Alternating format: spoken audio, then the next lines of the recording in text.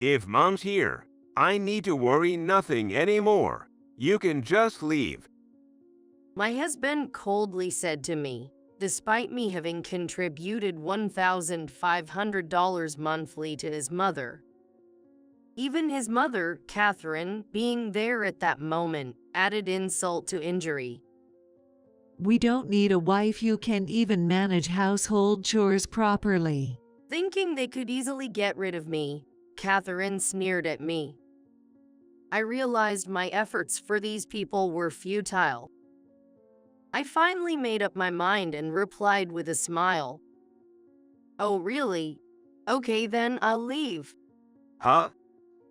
I'm Karen, a 32-year-old office worker. I met my husband, Jake, at a mixer I was invited to by friends. We quickly hit it off thanks to his bright and friendly nature, and our relationship smoothly progressed to marriage, now in its 5th year. We don't have children yet. Jake had lived with Catherine before we married, but upon getting married, we decided to build a new house on his family's property. It was Jake's idea. I'm worried about Mom living alone, so I want to live nearby. But I also want to stay separate for our newlywed period. So this is the best solution. But building a house means a huge mortgage, right? Don't worry about that. Mom is supposed to use my late father's inheritance to pay for the house in full, so we'll have no mortgage. The house will be in my name, and we don't have to pay for the land. She said we just have to send her some money monthly as support. Is that really okay? Can she manage on that? She'll be fine. She has her part-time job and her pension in addition to that. Okay, then it's gonna work out. I'm relieved. Plus, when you're late from work, Mom can help us out with the chores. Even though we are gonna live on the same property as his mother's, our houses are separate, so we can enjoy our newlywed life and we can build our dream home. I got filled with hope. Besides, it seemed ideal that we're getting help with household chores in tough times. However, I soon realized how naive this idea was. Initially, our marriage was blissful. Though I was busy with work, it was not so tough to do household chores for two. And because it was new, it didn't take much time to clean the house. Since Catherine was working part-time, we seldom saw each other. Regarding the sharing ratio of the monthly allowance and living expenses for her, we initially decided to share the costs equally for them. But Jake suggested, I'll cover all her living expenses. Can you handle all the allowance to her every month? You can put your money directly in Mom's account. How much should I give her? Well, how about $1,500 every month? Though it was over half of my salary, I realized that living expenses like utilities, food, medical, and clothing would cost more, so Jake's share was actually larger. It's a substantial expense. I had Jake go into his salary a joint account, and I also put the rest of my salary in there after I sent Catherine $1,500, and any surplus was saved. This went smoothly for about a year until Catherine quit her job and started visiting us often. I'm getting old, so I decided to quit and relax. Yay, you're right, Mom. We're working, so you don't have to push yourself anymore. Thank you, Jake. You're such a kind son. Those was all fine, just as common conversations between a nice parent and child until she said, But the cleaning isn't done properly. There's dust in the corners. Sorry, we've been busy with work. That's just an excuse. You live in Jake's house, so you should at least manage the chores properly. And I heard you don't cook properly either. We sometimes have simple meals when I'm late from work. What a mistake in accepting you as Jake's wife, and no grandchildren yet. It is not only my fault we can't have a child. Arguing would only worsen her sarcasm.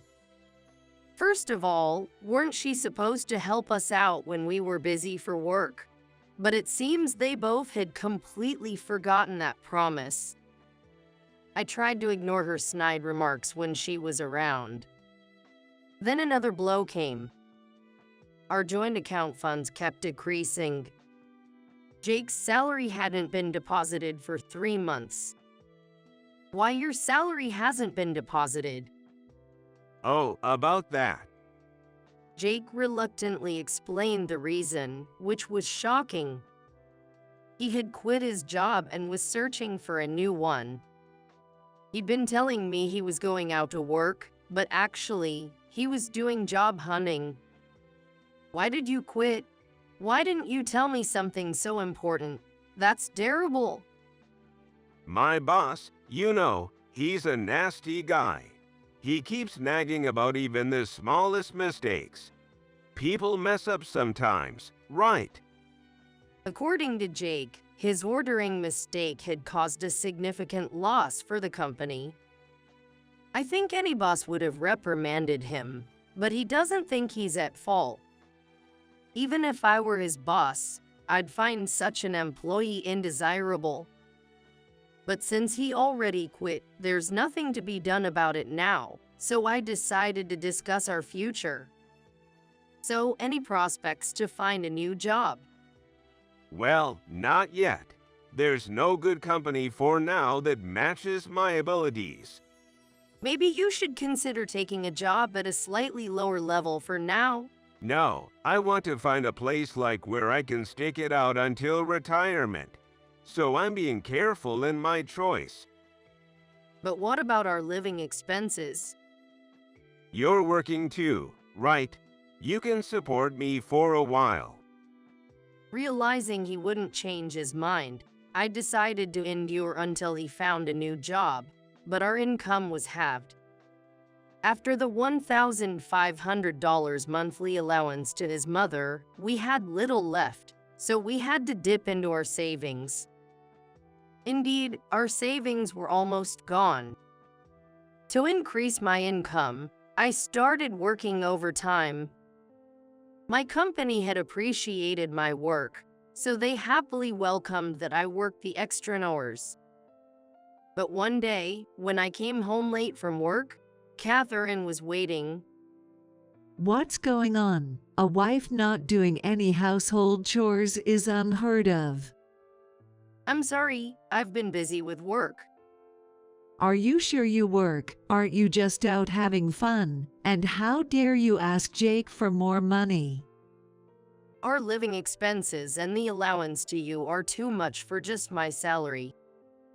As soon as I said this, she became furious.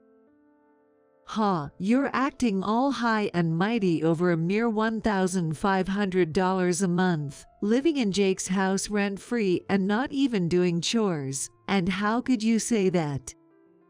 She easily said it's mere $1,500. That's the money I've worked so hard. She seemed to take the monthly allowance for granted and lose her sense of money. If I don't do the chores, Jake will have a hard time. It's all because of such a useless wife like you. She arrogantly said, but all she did was bringing home store-bought side dishes and only did laundry for herself and Jake. The kitchen sink was always piled with dirty dishes. She would prepare dinner for herself and Jake, but never for me. She told me to eat their leftovers. Jake, just sitting on the couch watching the TV, wouldn't even try to help me from Catherine's harsh words. Seeing that, I felt I was falling out of love with Jake. His job hunt was going nowhere due to his pride, aiming only for top-tier companies. After a year, he was still unemployed, spending his days lounging around doing nothing at home. Listen, we're going to run out of savings at this rate. Can't you at least get a part-time job to help with expenses? Jake glared at me. This house is in my name. It's mine. You're living here thanks to me, and you're a wife who can't even properly taking care of her husband. It's only natural for you to pay the living expenses. I mean, we're gonna see no future in our life if this goes on. I'm the one paying for everything, including the allowance to your mom. It's just $1,500 a month. You're being persistent. If you don't like it, leave my house. He said, hitting the table, and stormed out of the room. He also referred to the money I worked hard to earn as just $1,500. The relationship between us became more strained than ever. Then, one day, there was unexpected good news. Jake got a chance to work at a company owned by one of Catherine's acquaintances. The salary wouldn't be as high as his previous job, but I was relieved he'd be working again. Jake was hired on a 3-month trial period first. It's not the kind of company a talented person like me should work at. But Mom introduced me, so I couldn't refuse. I'm just glad you're willing to work. Do your best to get hired permanently. But I never knew his joining this company would make things even worse. He started going to work eagerly, but after a month, he began coming home late or not at all. I noticed a strange perfume scent on his jacket. Moreover, he stopped putting his salary to our joint account and even started withdrawing money without my knowledge. I still continued the monthly allowance to Catherine, but just tried stopping depositing my money into our joint account. Then Jake exploded in anger and yelled at me. You didn't been putting your money in the account, did you? There's no money left. You haven't been putting your salary in either, have you? What on earth are you spending it on? Shut up. I have my social obligations. That's ridiculous. Are you planning to live off my earnings? If you put in for our living expenses, I will too. It's my house you're living in, so it's only natural for you to pay. He believed it was natural for me to pay for everything, including the money to his mother and our living expenses, while he spent all his earnings on himself. I was dumbfounded by his words. At this point, I didn't mention anything since I had no proof, but I decided to investigate his suspicious behavior. I wanted to hire a private investigator, but I couldn't afford to spend tens of thousands of dollars. I'll have to do it myself. First, I decided to check his phone while he was sleeping deeply. I remembered that he usually used his fingerprint to unlock it. I gently touched his index finger to his phone while he was sound asleep. As I thought, it unlocked. Inside, I found his frequent exchanges with a woman named Lisa, a stranger to me. The content was appalling. Today's date was so much fun. I want to be with you forever. Will you marry me? I'll get rid of her. Just wait. Can't wait to live together in our new home. Such nauseating conversations continued. I sent the data to my phone. Later, I went out to a certain place.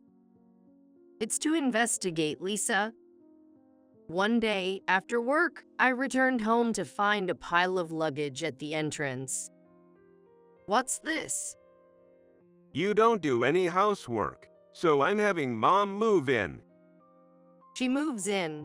You decided this without discussing it with me. It's my house, so it's my call. You have no right to complain.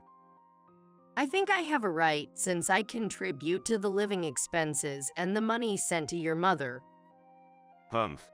Anyway, we don't need you if Mom lives with me, so just leave. Jake coldly said to me, who has been sending $1,500 every single month to his mother. And Catherine added insult to injury.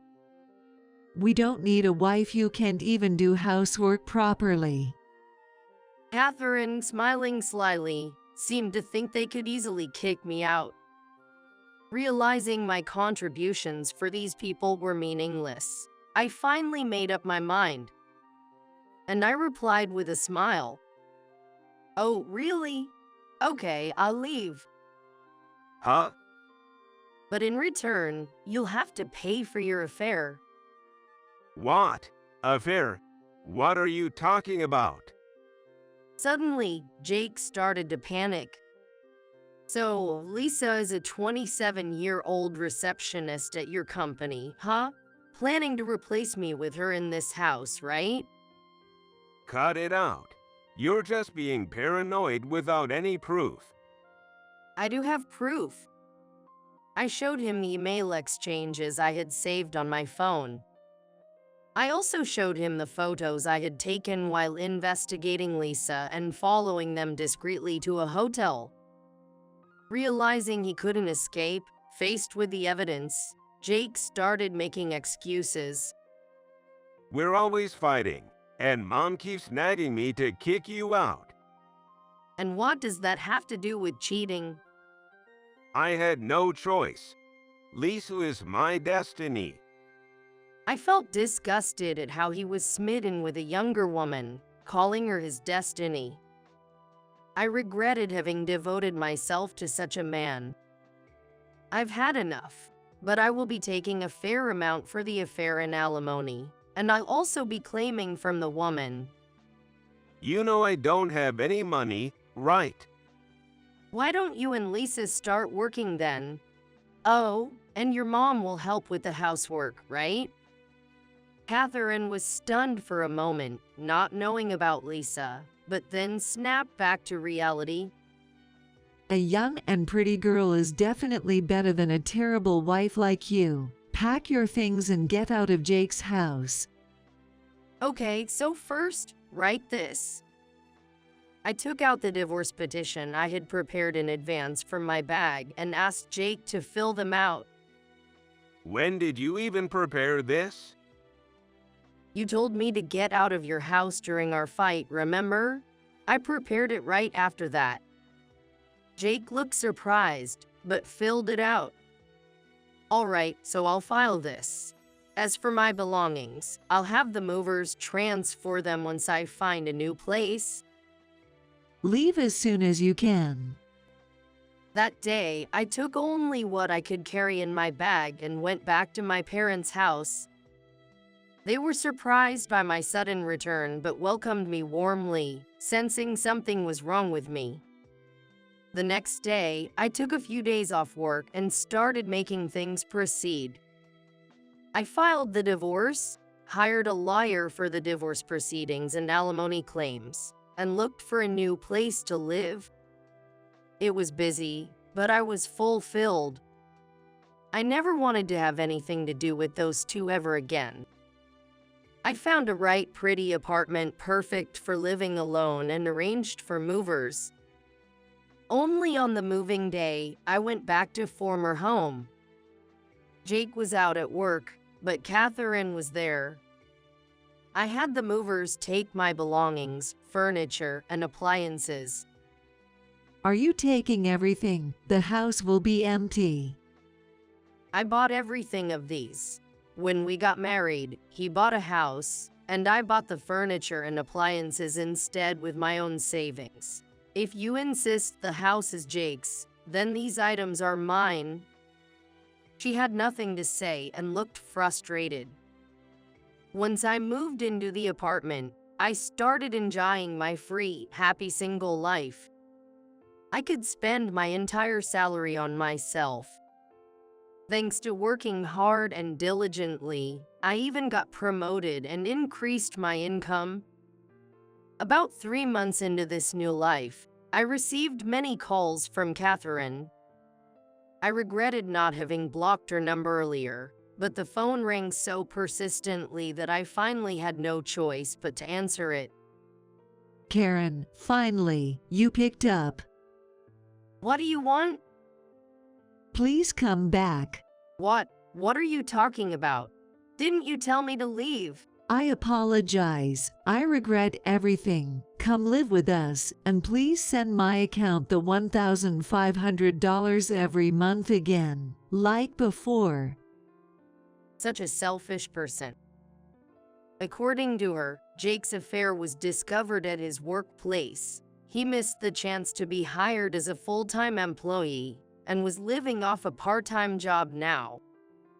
He and Lisa moved in together, but Lisa didn't want to live with Catherine, so Catherine moved back to her old house.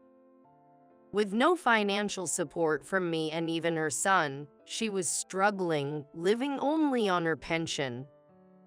We have no relationships anymore, so I will not. Bye. I firmly refused and blocked her number. I also blocked Jake's number. I truly didn't want to involved with them anymore. A few days later, as I was leaving work, Jake waited for me outside my office. Karen, I apologize. Please, give me another chance. Look. He begged, kneeling down on the street. He told, living with Lisa turned out to be terrible. She couldn't handle household chores at all, and after her affair was exposed, she quit her job because it became too uncomfortable to stay. Lisa couldn't stand the moneyless life with Jake. They fought every day. She ended up leaving him. It's too late. I never want to see you again. If you do this again, I'll call the police. Please. Wait. Please. After that, through my lawyer, I received $30,000 in alimony from Jake and $15,000 from Lisa. I heard that Jake borrowed money from unsavory sources to pay the alimony and is now juggling multiple part-time jobs to pay back his huge debt, frightened by debt collectors. Catherine also returned to part-time work and is living a hard life with little money.